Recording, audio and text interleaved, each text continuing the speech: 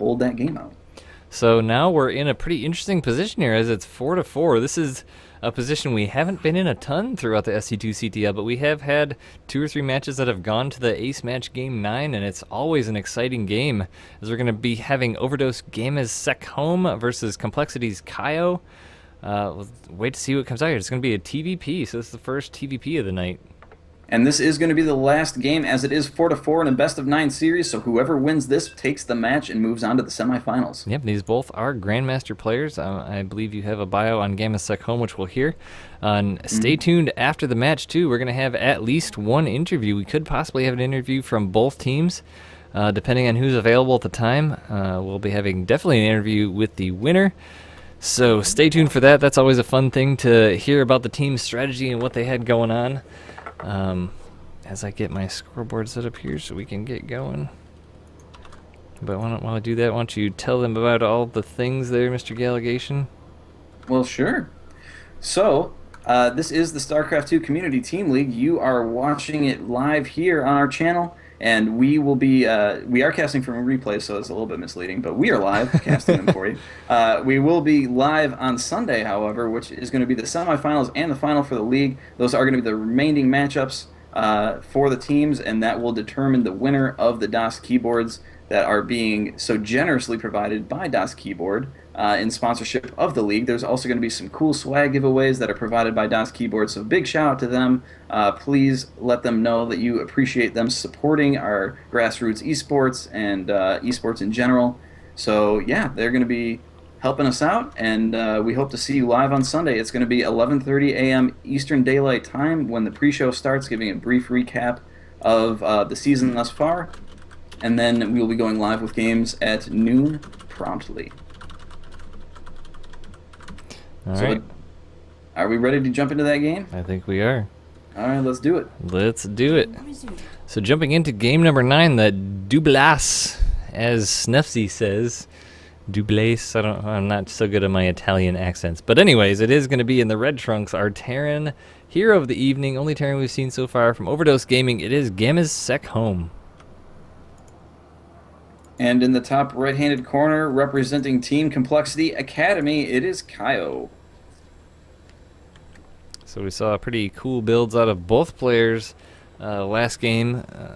coL able to hold the pressure under duress. Let's see if he'll be able to do it against the Terran opponent. We've seen quite a wide variety of strategies from both Terran and Protoss in this matchup. So no one is able to say what will be coming out, but I can say it will be fun. It definitely will be, and Overdose Gaming has let me know that Gamma's Sec Home is actually a Taiwanese player, and is known for an aggressive style. So if you hadn't had enough of aggressive games this evening, you're in. Stay tuned for one more, at least. Well, I guess definitely one more, because this is the last match.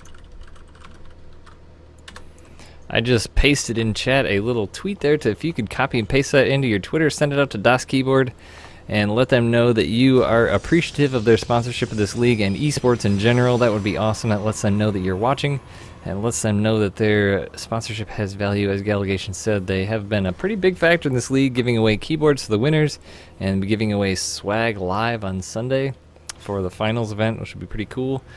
We definitely appreciate it. They appreciate it, so it definitely makes them more apt to continue their sponsorship. So a cool thing to do all the way around. Definitely. We like to support those companies that like to support esports, as that's what keeps them going. Webnut77, I do see your comment there. We will look into that.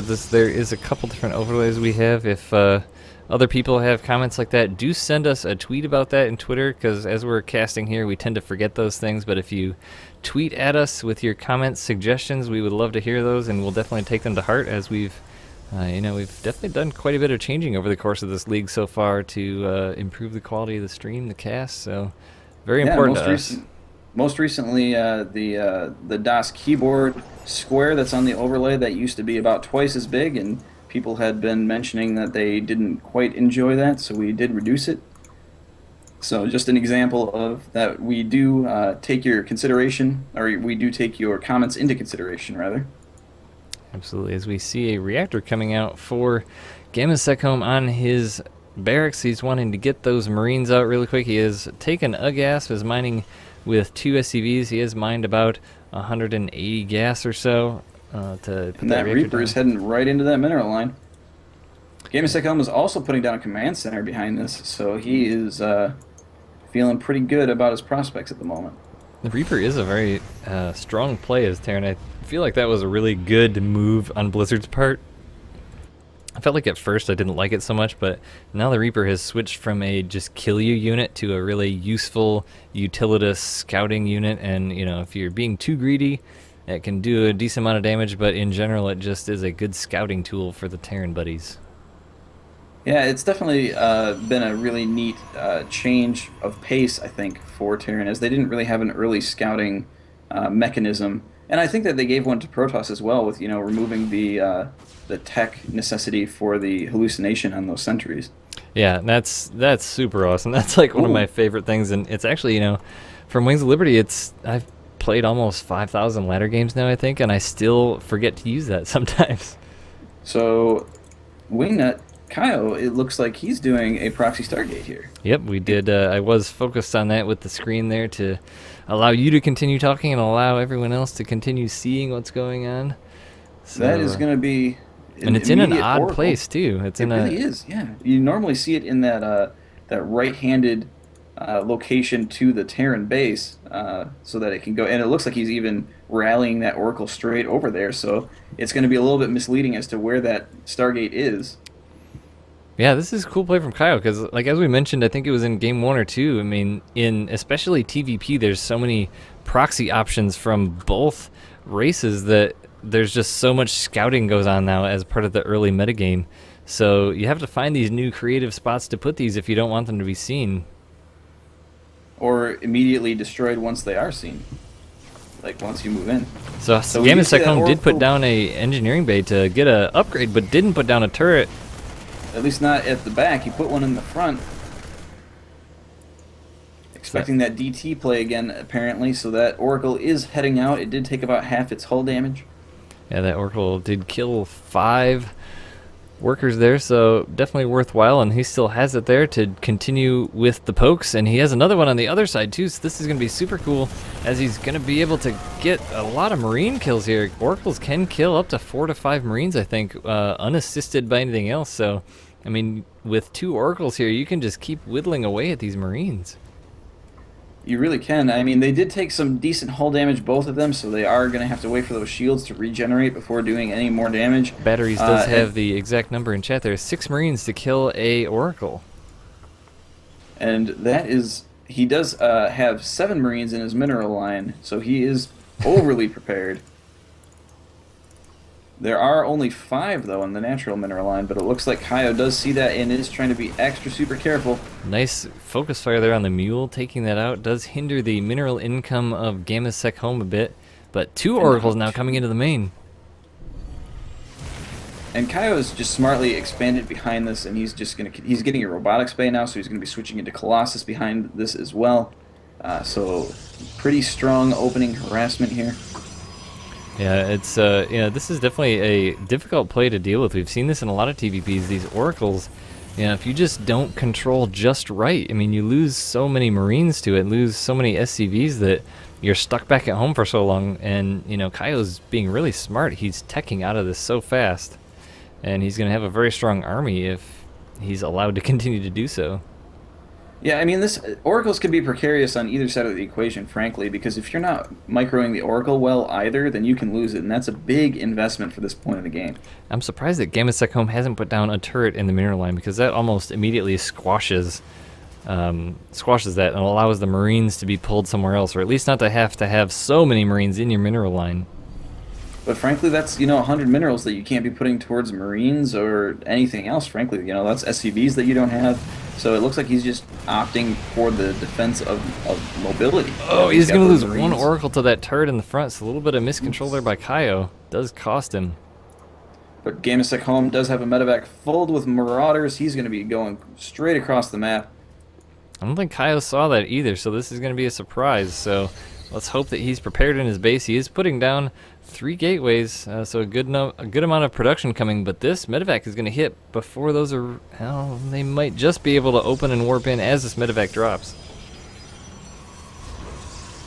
It looks like now Game9 Home is opting to put those turrets down as he does want to start pushing out with that army, and sure enough, it is going across the map, so it looks like he's going to be trying to do a double-pronged attack here. He does finally see that Stargate in the middle, but doesn't really want to do anything about it at the moment as he's sending his army, and that's a lot of Marines, Gallegation. It really is, I mean, he was able to have the correct number in his mineral lines, so those oracles weren't able to take a whole lot of those out, and it just slowly built them up, and now we do see those Marauders stimming forward, moving back, and he's going to try and pull back whatever army Kaio has back, but it's not going to work. And there's a stim forward. Do get beyond those force fields before they go down. The Colossus does fall, and that's going to be cleaning up the remainder of the... Oh, it looks like actually Kaio is going to be cleaning this up.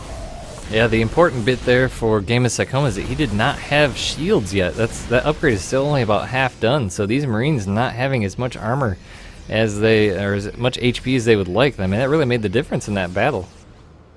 It definitely does make that difference, as there's not a whole lot of... I mean, 45 health points to begin with on a Marine. You add 10 to that, that's quite a bit. I mean, that's like a 20% increase. Oh, Kaio has a spidey sense here about what's 10%. coming. He moves all his army up for this drop. Ends up picking off one of the medevacs. 2 of the medevacs go down, but this Marine army is being a lot to deal with as he was focus firing the medevacs. But decent amount of damage there done. Nothing too crippling for either player, but some aggression coming out of Game9 Home. And if I remember correctly from previous matches, Game9 Home is one that ramps up into a huge amount of aggression to be able to expand and tech behind it. Yeah, and like as we see, he does know that Stargate is there. He just is ignoring it. He's pushing the front. All he wants to do is try and keep Kaio at home on the defensive end and force to make units as opposed to making any sort of tech. While Game9 Home is also trying to tech while he's doing this. Oh, but it looks like Kaio is going to try and put some aggression on of his own, and Game9 Home is forced to load into that medevac and get out of there, but he does have a drop going into the left-hand side of the main. He's going to be coming back to put another drop in the back of the natural as well. And great micro by Game9 Home. He did not lose any of his units in that drop in the main. Well, but there is a Gallegation here as well as units, and there's a me there? Oh, there's a cannon as well as units. Wow, that was a Freudian slip right there. Freudian? Yeah, you build a Gallegation in the back of your base, you're good. Game9 Home deciding finally that he's going to deal with the Stargate, as there is a lull in the grouping for him. So, Game9 Home did see the Templar Archive, so he's getting a Ghost Academy of his own as Storm Research coming down, Templar being warped in. So both players trying to counter each other as this game goes on. Glebnut says Gallegation is a good unit. One of our interview questions for some of the players was, if you were a unit, what would you be? So if we were to build a Gallegation, what exactly would we be building? Oh my goodness. That's a great question. I'm going to go with Ultralisk because I like those. All right. Not that I'm, because I'm really big and beefy like that. Those Ultralisk, big teeth. A lot of armor. A lot of armor. So Game9 Home is going to be rallying his forces by the middle gold expansion, trying to decide how he wants to move out here. He has done quite a bit of drops, but there is an Oracle of Kaio back here trying to scout out what's going on, waiting to see if he can see an expansion going down here. But Game9 Home looks to be a little bit indecisive right now, stimming up a Marine to see if there is a third base for Kaio. Gonna see nothing. Except a Zealot. Kaio sending out a Zealot to check to see where that army is as well. And it is unfortunately going to find it. Yeah, this is a lot of Marines, a lot of Marauders. Medevacs have a decent amount of energy, so this is a formidable force here, but there is a couple Templar. He does have Storm, so... Oh, but he's going to take a drop, and he's going to take 2 Medevacs into the back. The army's a bit out of position as it's the other side of this partition, but that cannon is still there, dropping right on top of it, taking it out. But Kaio's going to have to pull back now, warps in a few units, but Game9 Home is going to do as much damage as he can to load up and just boost right on out of there. And he was able to force the cancel on the Nexus in the left-hand side, but his units do get cleaned up, and that Nexus is immediately put back down.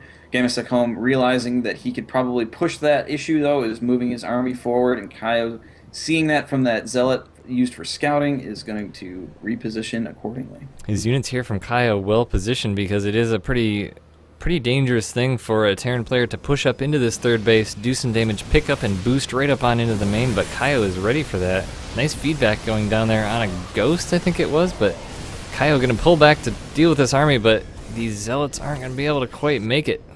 But also doesn't get any real damage done on that third either. There is a drop in the natural, though. A medevac worth of Marines and Marauders going to be forcing the probes away, but there's no real good way for the Zealots to engage this. And Kaio taking the opportunity to put storms down on the army to the left of that third base for Game9 home, and so much damage is being dealt there. He is able to load up those 2 medevacs and get them out of there, but a lot of units were lost in that engagement. Oh, that one Marauder was on hold position there at the base, just keeping those Zealots out. Fantastic control by Game9 home.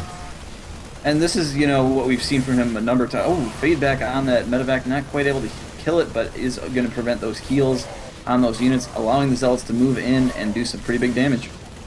Yeah, finally able to clean this up. This prevented a lot of mining from Kaio, so I mean that was a good deal of time there. Envision going down on the third base of Game9 home, as well as taking the opportunity to kill. Gosh, that's a lot of SCV kills, but Vikings came in to clean up that Oracle. And that is going to fall. So Kaio definitely got a few SCV kills there. I think he got about 8 to 10. Game9 home has kind of a lot of idle SCVs at the moment. He does rally those up now.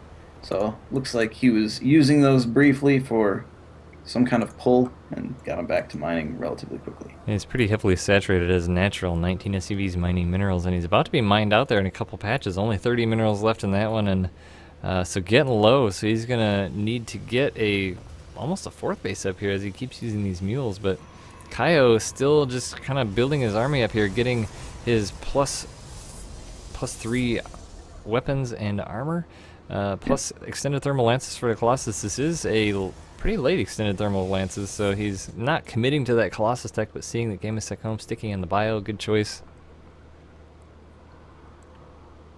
Absolutely, he is now moving forward, going to try and do a little bit of damage, but Game9 home does have some Marines there spotting it. There were a few more than were necessary just to spot, and he does lose some.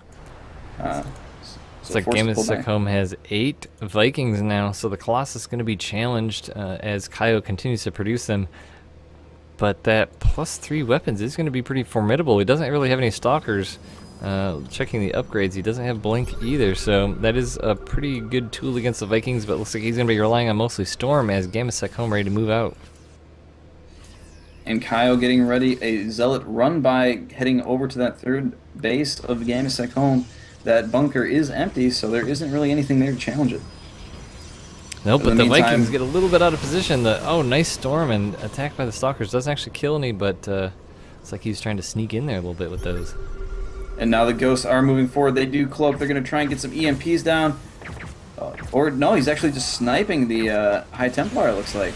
Yeah, and some nice EMPs down there as well, but 3-3 just finished for Kaio, so Game9 home giving Kaio the time he needs. Awesome storms go down, the Zealots charge in there. Colossus doing not a lot right now, actually. They don't need to, the Templar did their jobs for them. But look at those bio units, so much orange and yellow there. But those Vikings are getting their money's worth as they do take out the remainder of the Colossus. Another good storm does take out some Ghosts. And Game9 home is smartly moving his units around, spreading them out to try and defend, but this is just too much composition here, and he's going to be forced to get what little he has out the left side. Kaio with a pretty large group of reinforcements coming up, stemming up the third branch. They're going to be able to target that Archon down, so that's going to be a big win for them. Those force fields actually helping Game9 home, funneling the Zealots through. And now he's loading up, heading straight into the main, which is a great choice. There's not much up there. He does warp in a bunch of Zealots there. But the Marauders are able to deal tons of damage, and Game9 home is just rallying across the map at this point. Yeah, really great. Game9 home, such an aggressive Terran from what we've seen so far. I mean, he's just putting on the pressure on all angles. Now he's dropping at the back of the third again. This is really, it looks like flustering Kaio as he can't really get his army together. He's so split apart, which is definitely Game9 home's plan. But Kaio has also been very good at those zealot run-bys. He has a total of 37 worker kills and was able to completely shut down the mining at that third base. Game9 was able to shut down that attack and immediately mules 6 mules down, 5 mules to resume his mining at full capacity. Yeah, only if mules could mine gas, right? Let's not do that. Let's not even say that, right? So a lot of Archons coming in for Kaio. Good choice. Dark Shrine now coming down. So anytime Dark Shrine for Mr. Kaio. I don't think anyone's really ahead here. We're fairly even. This has been quite a PvT so far. I mean, looks like Kaio would be wanting to take a 4th base here soon, but a Marine position to see when that comes down. There's still a medevac in the back here and 2 Vikings hanging out. I'm not sure what these are for besides maybe a little bit of spotting. They could just potentially be left over from the attack that he had done before, frankly.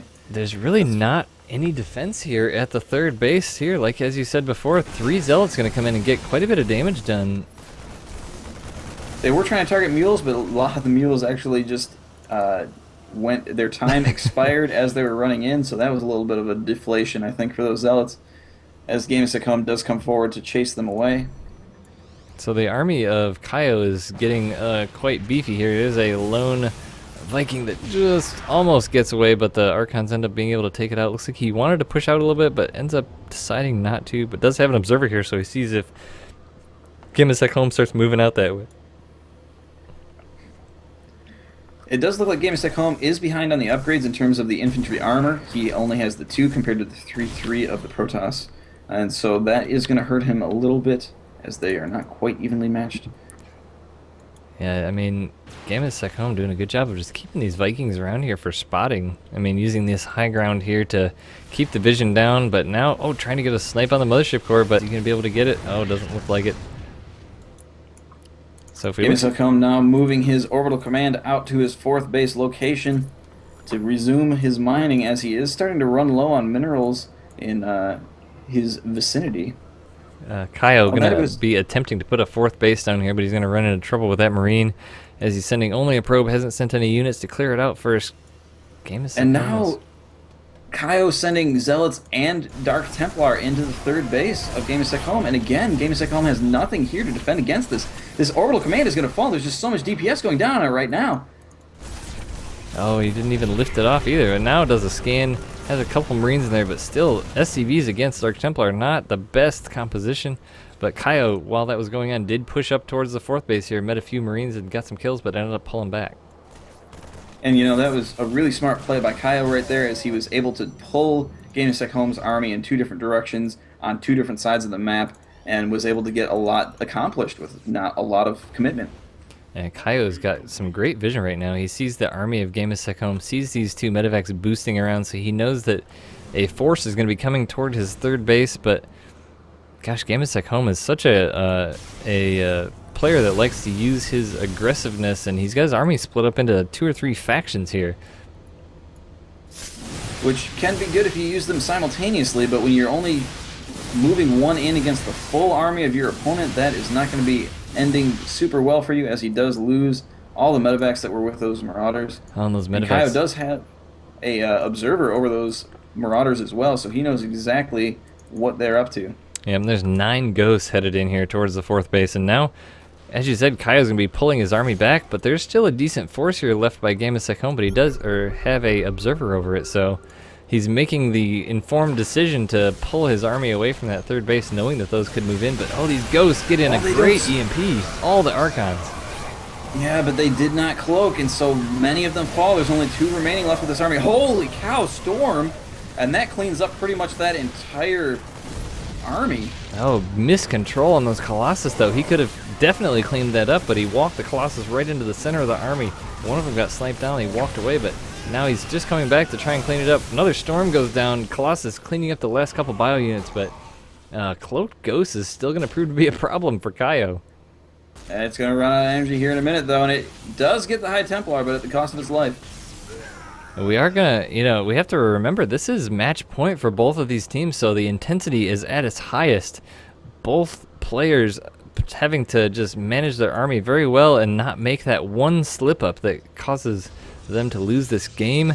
Well, the weight of the And world is on their shoulders, Gallegation. And Kaio has just been amazing with these Zealot run-bys. He forces Game9 home to lift up the orbital command at his third, and he just kind of says, screw it, I'm going to move my orbital command then. But then he moves into the fourth with the same exact thing and gets more SCV kills. He's up to 57 SCV kills. And now doing a drop in the main base, spreading out his units throughout the base. This is going to cause Kaio to have to pull back a decent amount of his force, doing a lot of damage. Is he going to get this forge on? Oh, did that upgrade finish? I'm not even sure. I don't know, it didn't. He had +2 shields going down, and he killed that at the very last moment before that finished. So that does help, however, shield is definitely the last upgrade that Protoss typically gets.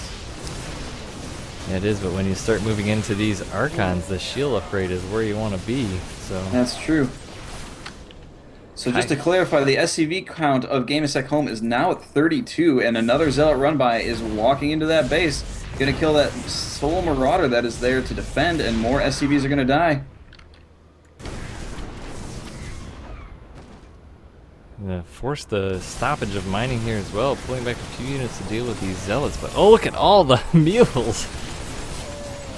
I wonder at this point if Game9 home, I mean, he has so many orbital commands that he's purposely at this point not having as many SCVs, but he's not near max capacity army either, so I have to think maybe that's not the reason at all. I think he's been losing them and not resupplying them. He has had this orbital command kind of just flying around for a long time. I'm not sure what he's been doing with that. Zealot coming into the third base now. He's going to stop the production of this, and that's GG from OD.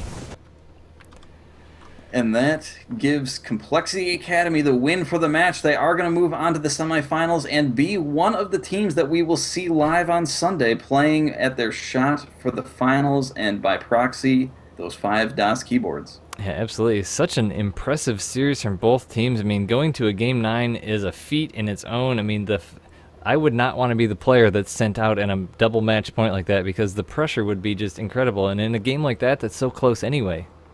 Oh yeah, absolutely. But the game changer in that particular game was definitely those Zealot run-bys. Game9 home did not defend well against them, lost tons of SCVs, was forced to lift up his orbital commands multiple times, so much lost mining time, just an inferior economy, and that ended up costing him the game. And it seemed almost like a resigned, frustrated GG that we saw out of him.